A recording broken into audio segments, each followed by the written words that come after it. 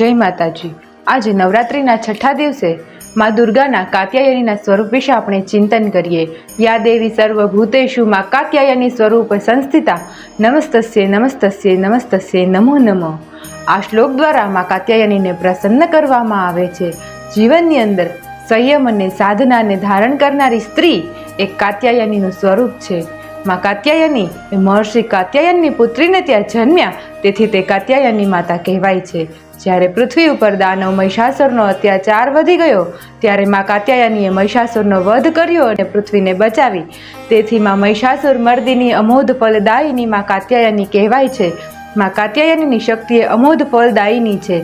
એટલા માટે માં કાત્યાયનીના સ્વરૂપની આરાધના કરવાથી સાધકને ધર્મ, અર્થ, કામ અને મોક્ષ આ ચારેયની પ્રાપ્તિ થાય છે। માં કાત્યાયનીને લાલ રંગના વસ્ત્ર એ અતિશય પ્રિય છે, તેથી સાધકે છઠ્ઠા નોરતાના દિવસે લાલ રંગના વસ્ત્રો પહેરવા અને માને મધ ચડાવવાથી સંપૂર્ણ મનોકામના પૂર્ણ થાય છે। જય માતાજી, ધન્યવાદ।